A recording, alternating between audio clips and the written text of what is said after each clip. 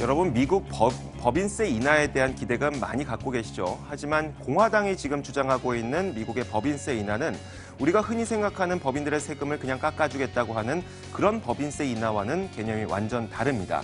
그래서 오늘은 공화당이 주장하고 있는 이 법인세 인하가 어떤 개념인지 살펴보는 시간을 갖도록 하겠습니다. 먼저 지난 시간에 했던 내용을 잠시 복기를 해보자면 이렇습니다.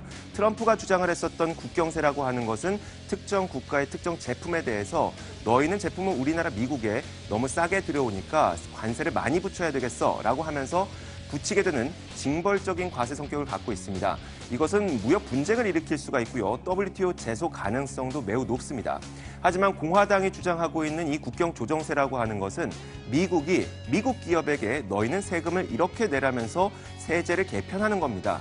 마치 우리나라에서 이 법인세를 인상한다고 미국이나 중국이 우리에게 불만을 토로할 수 없는 것처럼 미국이 미국 기업에게 세금을 이렇게 내라고 변경을 하는 것이기 때문에 이 국경조정세라고 하는 것은 무역 분쟁을 일으키거나 WTO 제소를 할 수는 있겠지만 명분이 좀 부족합니다. 그래서 이 국경조정세가 훨씬 더 채택될 가능성이 높은데요. 자, 그런데 이 국경조정세라고 하는 것은 거의 반드시, 거의 필수적으로 이 법인세 인하와 동시에 추진이 돼야 되는 겁니다.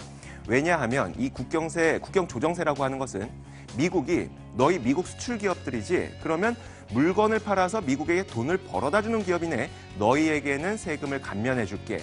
대신 반대로 미국 수입 기업들은 물건을 들여와서 미국의 달러가 유출되고 무역 적자를 일으키는 기업이기 때문에 너희는 세금을 더 내라고 하는 것이 바로 국경조정세인 건데요.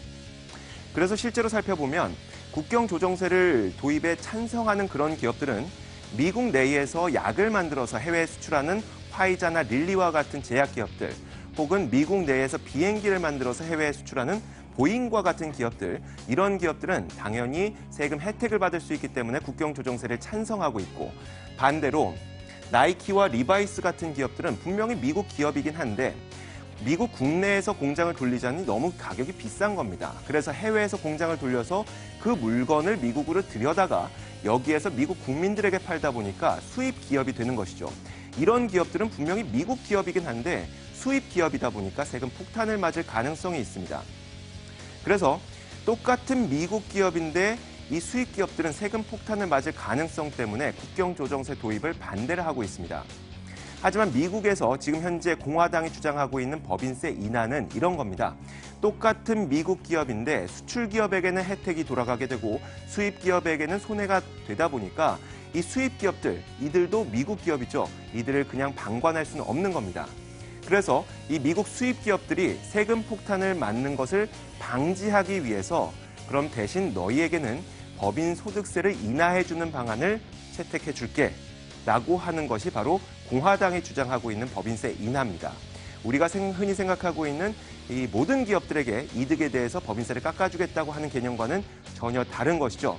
다시 한번 정리해보자면 수출 기업들에게 엄청난 특혜를 부여하고 싶습니다. 그러기 위해서 법을 만들었는데 그 법을 다른 기업들, 특히 수입 기업들에게 적용하자니 그 기업들의 세금 폭탄이 너무 많은 겁니다. 그래서 이 세금 폭탄을 보전해주기 위해서 강구한 방안이 바로 법인소득세 인하인 겁니다. 무척 이기적인 방법이죠. 아직까지 국경조정세가 어떻게 도입이 될 것인지, 그리고 법인세 인하가 어떻게 도입이 될 것인지에 대해서 명시적으로 나온 것은 없습니다만 이 국내외 여러 기관에서 판단하건대 가장 유력한 방안이 국경조정세와 법인세 인하가 동시에 추진되는 방안이 유력하게 거론이 되고 있습니다. 오늘은 그래서 그 부분에 대해서 짚어드렸습니다. 시장을 읽는 남자입니다.